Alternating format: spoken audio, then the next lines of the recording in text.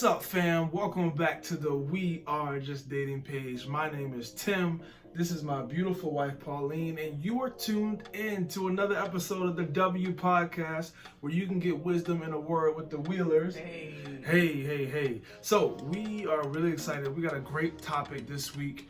We love when y'all send us questions. You know that you can send it to us, whether it's in our About page, on our YouTube, or you can DM it to us in our link in our bio on Instagram. You should be following us, by the way, at We Are Just Dating. Yes, go follow. But if you're new here, our hearts are really about helping people learn how to date in a godly way that's still fun, that's still engaging, but one that is honoring God to the best of our ability. So if you're watching this, you're going to get that type of information, and you're going to have a good time doing it. So we have a great question today.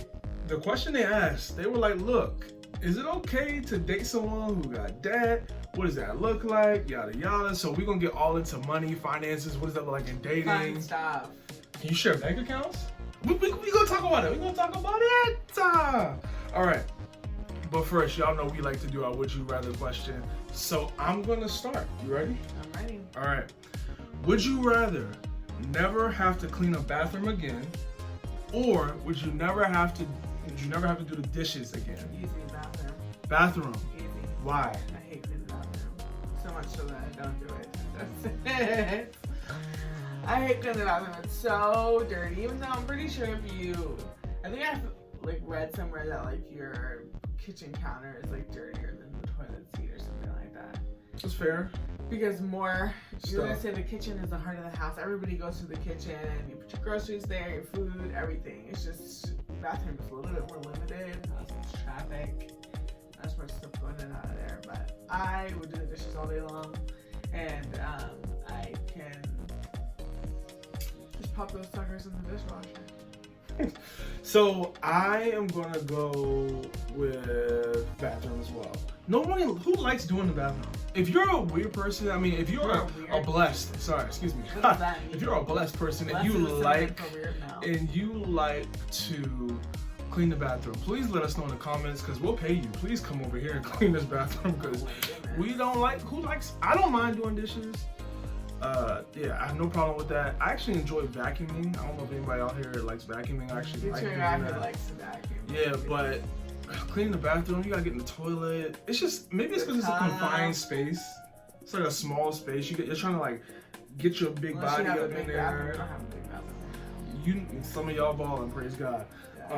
So yeah, we're going bathroom. Let us know in the comments, what would you choose? Are you going bathroom, never have to clean again, or dishes, never have to clean again? Some of y'all only use paper plates, so you don't even gotta worry about this question. Yeah, it's not very friendly. Yeah. All right, so we got a fun question this week. I want you to just jump right in. Okay, so we actually have some pretty short questions this week, or the past couple weeks, but that's okay. Question is, should women, plural, date a man with a lot of debt and a man that doesn't know how to budget? So, for full disclaimer, we are going to answer this question from both perspectives. It's not just from the man's perspective. So, fellas, ladies, both of y'all, make sure y'all paying attention. But really good question, because we in 2021, y'all. Most people got debt, unfortunately. Let me not say most, but a lot of people have debt. And then usually when people get out of school, you got student loans. When you got out of school, you probably bought a car that you got payments on. Some people at our age, not a lot of people, but some people do have homes. People have credit card debt. That's one thing they usually rack up right after school, or even in school. Racks on racks on racks. Know that song? Of course I do. Okay. Y'all know we gotta get one song in. We gotta get one song. Praise God. All right. It's probably not a godly song. No, probably. I'm saying the songs that we usually include.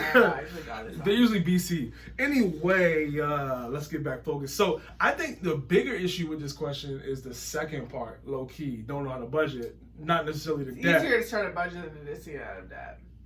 It is, but see, we're gonna get out of debt without a budget. We're gonna get into it. So here's the first thing I want to say. It's critical in dating that you learn the person's heart behind money, how they spend it, how they save it, what they feel about it, what they think about it when they get some money. It's important that you know that, because just because someone's in a place right now where they're in debt doesn't mean 5, 10 years from now they will be in debt. So once they're out of debt, now what? Do they want to invest, or they just want to go to the Louis store and get bags? Like, what about both? Yeah, both is cool, but if it's either or, which one are they doing? I need to know. Yeah. So it's really important. And here's the thing. I know some of y'all like, we're godly people, money doesn't matter. That just ain't true. It's not. It's just not true. God cares about the thing is, most relationships in America, the number one cause for divorce is money fights, actually. So money clearly plays a role and plays a factor. And then here's the thing, relationships are a lot easier when you have some money. I'm not saying that people that have money have better relationships. I'm just saying relationships are a little easier when you have money. Here's the thing, we got to figure out where we're going to go on a date. When we got money, we can go anywhere. When we don't got money, now I got, at least, I got to get creative. How can I make her feel like she's special when we at McDonald's every night? We got to figure it out. St. Kanye West said it best. Having money's not everything, not having it is. Yeah. So, and there's a Bible verse about money and how it's, money can fix all things, something like that. I'm not remembering it correctly off the top of my head. That part is right, but there's more context to it. But all that being said, money is talked about in the Bible. It's actually apparently talked about the most out of any topic in the Bible. Right? So money is important. It's also important because the Bible says, where your treasure is, there your heart will be also. And some people argue that, the treasure that's being referenced is your time. And I think it applies for both, if we're being honest, because your time obviously is the most valuable asset you have. You'll never get it back. You can always make more money. You can't make more time.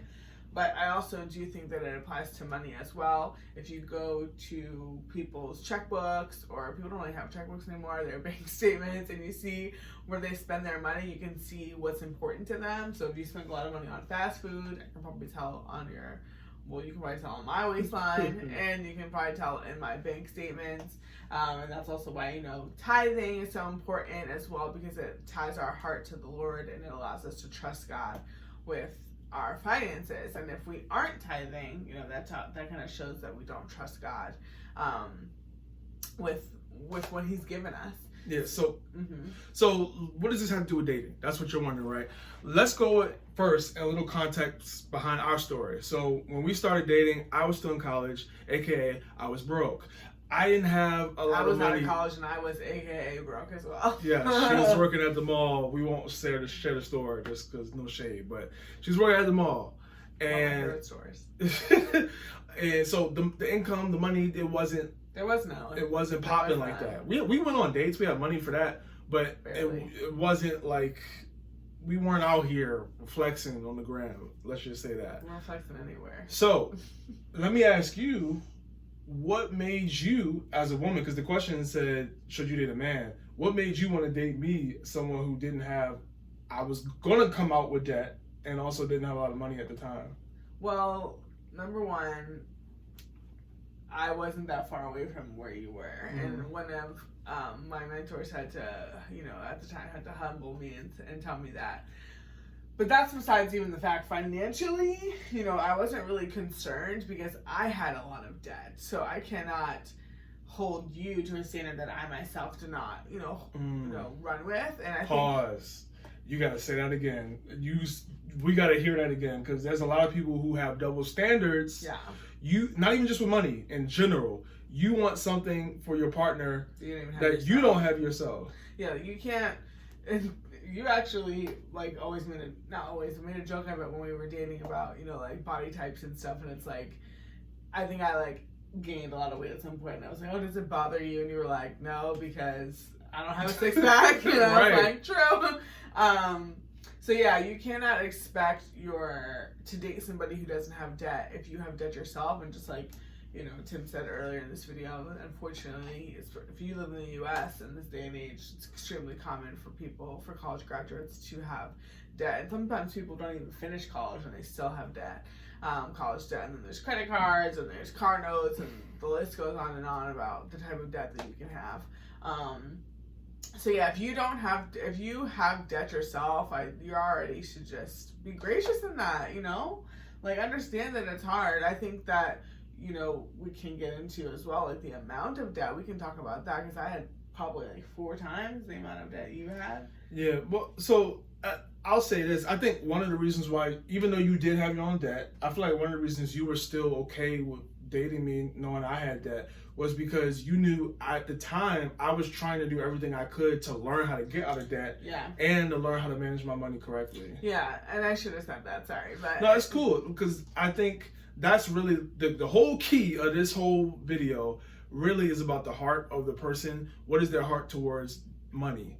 And if you can learn that, and if it's on the same page as you, then you should feel pretty comfortable about moving forward, at least when it comes to how y'all view money. Because if we're being honest, the amount of debt, like, of course it impacts your lifestyle decisions if you guys do get married, but it doesn't really matter, because as long as debt is debt, you're either going to get rid of it or you're not. And of course the amount may determine when you get out of debt, but if you guys both have a heart to be out of debt, then you'll get there. Like, if you guys just make that decision, and maybe in 5 years, maybe in 10 years, depending on who you are and what your situations are that you're in, but you'll get there. Because what you don't want to do is, you're somebody who doesn't believe in debt, and you have some, and then you pay it off, and then you marry somebody who doesn't have debt on the day you get married, but maybe they don't have the same mindset towards debt as you do. So they go out and they buy a car, and they buy another car, and then they use their credit cards, and then they want to buy a vacation home. And all. You can always acquire more debt, whether you have some from school or you don't. School debt, I think, takes over people's mindsets because it's such a significant amount, and the interest is usually pretty significant on it as well. But yeah, if you have the same mindset towards it, I think we kind of agreed when we were dating, like, okay, this is something that we're gonna tackle together when we do get married, if we get married, which we did. But right, and I'll say this: I think that it's really, this is why we're getting back to the heart of it, because like Pauline just said in her example, you could be one place when y'all are dating, but what's going to happen 5-10 years from now? That's the thing about dating. You got to somewhat project out, like, okay, is this going to work long term? And that's what you're thinking about when you're thinking about marrying somebody long term. Do we mesh together? And what I want to clarify, when I say I was willing to learn about money, I was trying to learn about money. I was taking courses about budgeting, getting out of debt. I was using resources and tools to help me actually budget. So there's plenty of methods and ways to learn about money. What are they actively doing? If the person is just sitting around and they have no desire to get out of debt, please avoid them, because it's going to only lead to more debt, which the Bible says the borrower is slave to the lender. And if you marry them, you also will become a slave. You don't want that. Yeah. You want to live in freedom, because God died for our freedom, right? So we want to be able to live in, and this is no shade on anybody that has debt. We're still trying to get out of debt. We're still in that journey, but we have a desire to get out. We're making sacrifices and decisions in order to meet that goal. Yeah, don't date someone who does not have the same financial desires and goals that you do. That's really what the main thing is. And if their goal should be, I want to be out of debt. I want to leave an inheritance for my children's children. I want to be crazy generous. Whatever that's going to look different for every single person. Live below my means. That's a huge thing, and you can't live below your means if you don't budget. So that's the second part of that question is so interesting about somebody who doesn't budget. And again, it all does come down to the why. Because if somebody doesn't budget, and they don't and they're in debt, both of those situations, like, as a woman, you do need to know the why behind it, just like Tim said. So if you're out to dinner and this guy tells you, hey, because I got all these student loans, like, oh, okay, how did you end up with those loans? Let him tell you the story. And it may be a story, I really, similar to me and Tim's story, I really didn't know anything about financial literacy before I got to college. If I could do it over again, I wouldn't take out the loans, or I would go to a cheaper school. If you guys ever hear me talk about it, that's what I would say. As much as I love the school that I went to, I would have made a different decision given the opportunity. So if they're saying something along those lines, like, I made a mistake, kind of acknowledging they're wrong. But if they're saying, oh, I don't know how much debt I'm in. I don't even know how I got here. Like, just no grasp, or control over the situation, no knowledge. They don't know how much debt they're in. If they're like, oh yeah, I'm in debt because, that's what you're supposed to do to go to school. How else was I going to go to school if it wasn't for debt? If they're just bought a car on a car note yesterday, that should tell you right there kind of where they are with debt. That's the other thing I would look out for too, is like, are they currently making decisions that put them further and further into the hole? Like, if it's one thing to say I made a mistake last year or 4 years ago or 10 years ago, but it's another thing to say, yeah, I know I shouldn't get in a car note, but how else am I supposed to get a car? You buy one for cash. Right. That's you get one, or you don't have one. There's ways to gauge how serious people are about their debt journey, because I'll tell you guys, without trying to get into too much detail about different couples that we know, it breaks marriages down when you are not on the same page financially. People literally live financially divorced, separate accounts, separate credit cards, separate everything, because they don't trust each other financially. And if you don't trust your spouse or your partner as you guys are building a life together, it's gonna wreak havoc in your home. And your kids are gonna grow up to see, oh, my mom doesn't trust my dad with money, or my dad doesn't trust my mom with money. And this is how you grow up with unhealthy culture, especially honestly within Black women. I'm gonna keep an account on the side just in case he decides to lose his mind. Instead of you guys working together, let's sit down. Why do you have, a spending problem? Because honestly, just like the Bible says, where your treasure lies, where your heart lies, there your treasure is too, or the verse I mentioned earlier. So a lot of us, the funny thing about money and budgeting is, if you have a hard time budgeting and honestly controlling yourself, it is a self-control issue, but a lot of times it's heart issues being revealed. Some people spend a lot of money in one area of their life because they feel like, now that I'm a grown-up, I'm trying to make up for a deficit that I had as a child.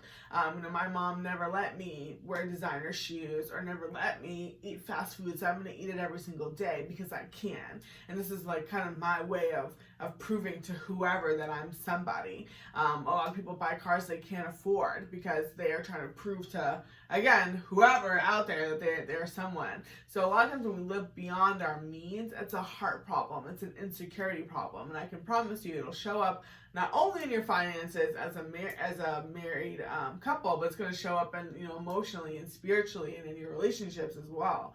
So if someone has a problem with budgeting and kind of living below their means, it's just a root of a bigger issue. So don't ignore that. And if you're that person who's struggling with budgeting, you should definitely tackle that before you get married. And even if you never get married, tackle that. It'll make your life so much better. Yeah. Now, can I ask you a question? Yes.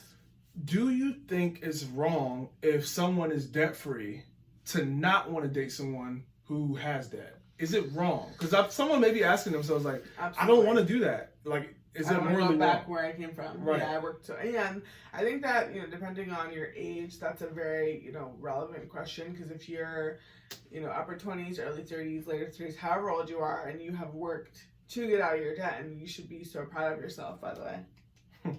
That's a huge accomplishment. I definitely would be weary of that. And I understand your hesitation.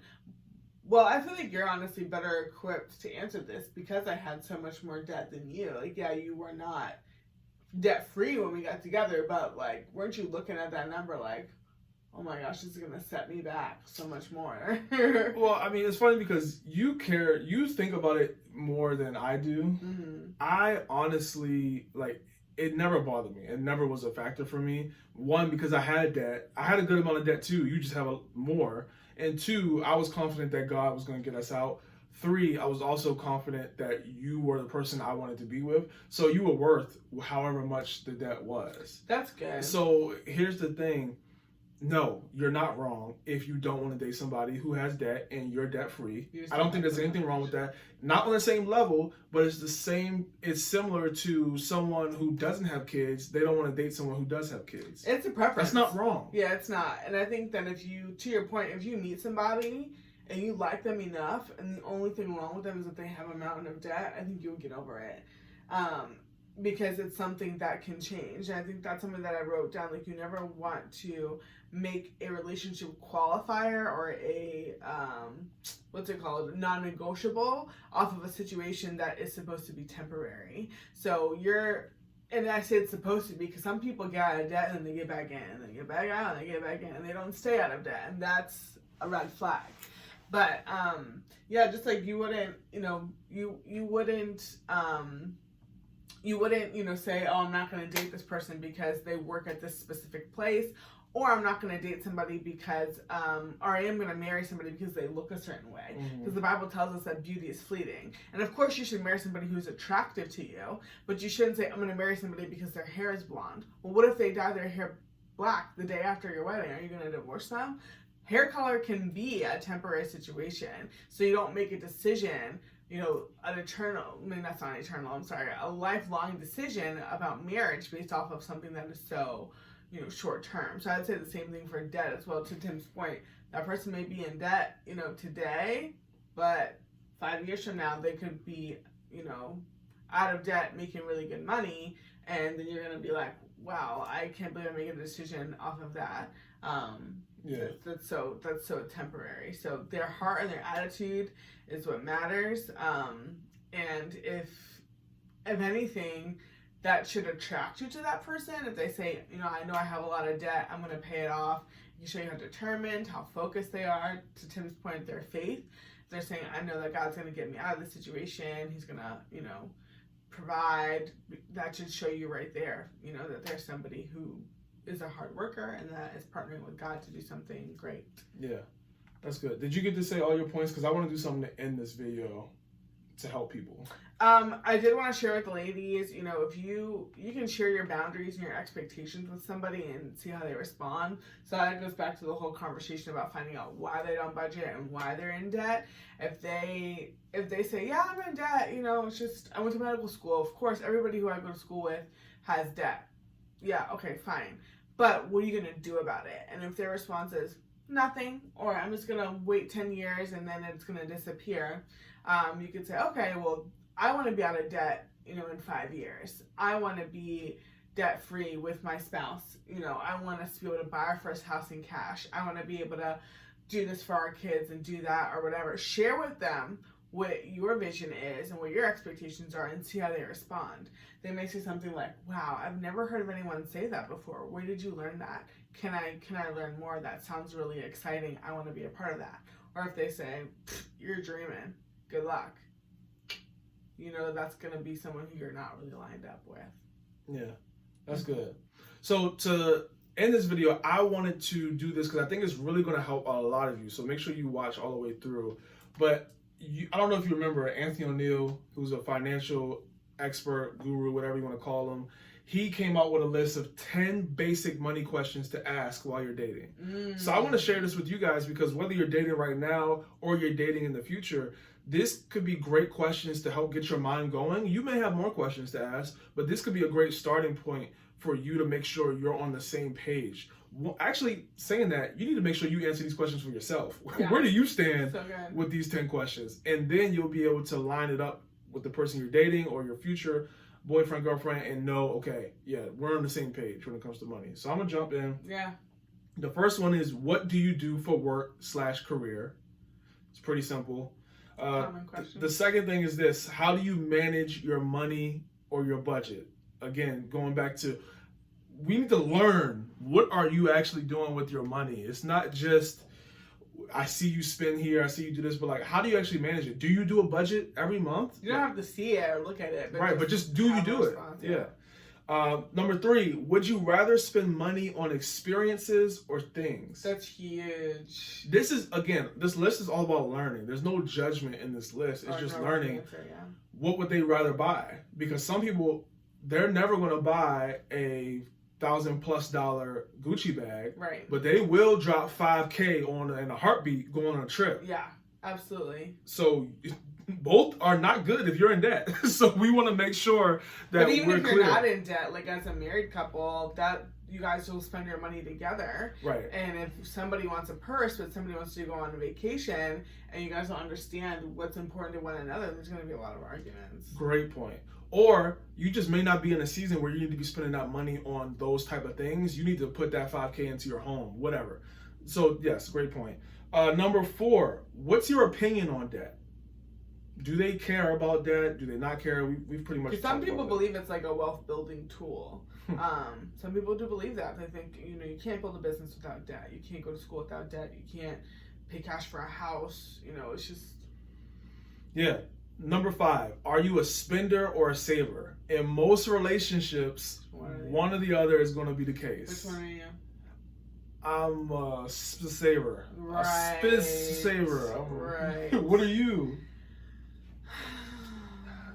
I was gonna say I think I'm a spender, but I do value, I'm a woman, so I value security. So I very much do value having a thick. The sad thing is, I think we both might. We both rear towards spending, but actually we just said someone's one or the other. But we do respect saving at the same time. All right, let's go. Number 6. What do you want your financial life to look like in the future? Again, we're thinking long term.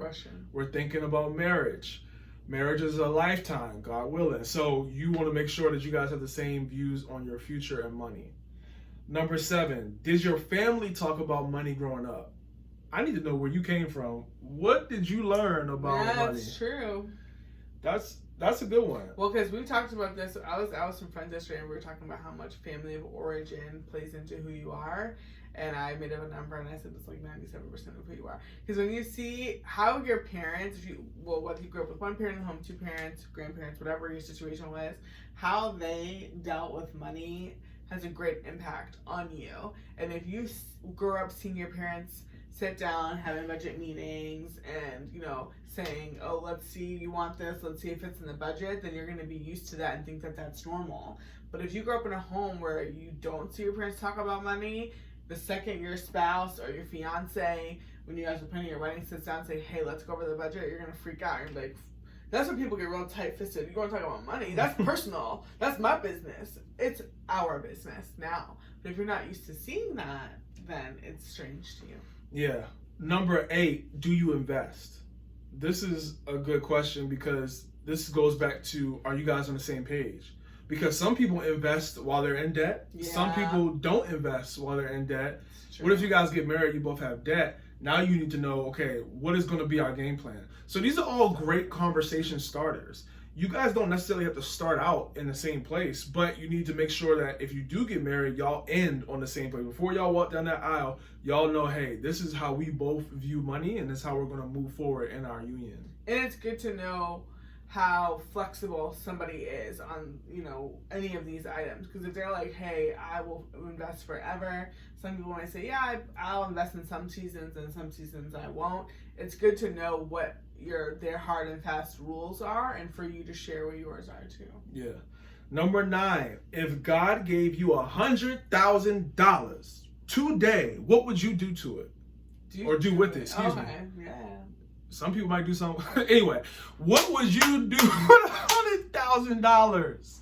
What would you do with $100,000 right now? Pay off of my debt. Really? Yes. You're not going to the mall. You're not getting a new car. No. Oh, I hate my dad so much. Yes. I just got to get it away. What would you do with it?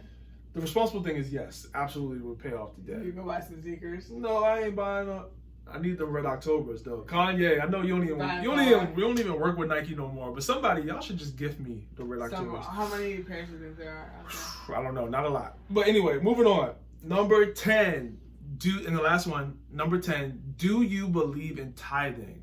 This may be the biggest one. No. The question should be, do you tithe? Not do you believe in it? Because a lot of people believe in it and they don't do it. But guess what? If you don't do it and you believe in it and you don't do it. Hey, this ain't my list. This is Anthony O'Neill's list. Do you believe in showering? Yeah, but I only do it once a week. You don't believe in it. No. Hey, do you believe in tithing? Do you tithe? Yes, I agree. On this page, we're going to say, do you tithe? And it's not I do 2%. No, tithe is 10%. Yeah, for do us, you give 10% or do not? It's a yes or no question. I'll say this. For me, in my house. Tim Wheeler. If I was on a date with somebody and I happened to ask this question, I'd never asked this question on a date. But if I think it came up though. Yeah, we said it. But if I did ask and it was a no for me, and it's no judgment on the person, I'm out.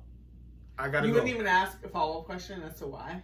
I guess it shows that you're a very baby Christian. Yes, you're not I was not looking for no baby Christians. No disrespect to people who are baby Christians. I started out as a baby Christian. Everyone does, so it's no shade. But as a Christian and just as a man, I should always be looking to grow and evolve. So when we started dating, I was past that point. Tithing wasn't an option for me. It was something I believed that you should do. As a Christian. I think it's a conviction of a mature believer. Yes. Now, please hear us. If you don't tithe right now, whatever, we're not judging you. It's all love. Right now. It's all love. But for me, that wasn't gonna rock. So, number 10, do you believe in tithing? What do you guys think about this list of 10 questions? Do you think there's something else you should add into it? Do you agree? I think it's a solid start. And I think that you should also explore other questions that you have, because there's things that are important to you about money that's not important to me or won't be important to other people. So you want to make sure you get your questions answered. But this will be a great place to start. This was good. Yes. This was really good. If you're not already, make sure you go ahead and hit that subscribe button for your boy. Like this video, comment. That lets YouTube know that people actually find this content valuable. If you find this valuable, do us a favor. Not for our sake, but for the sake of godly relationship information getting out to other people. Share it with somebody that you know. If you liked the video, if you didn't like it, please don't share. But if you liked it, share the video. Someone else may like it. And we would love to be able to help anyone that wants this type of content. This has been another episode of the W Podcast. We'll see you next week. Bye.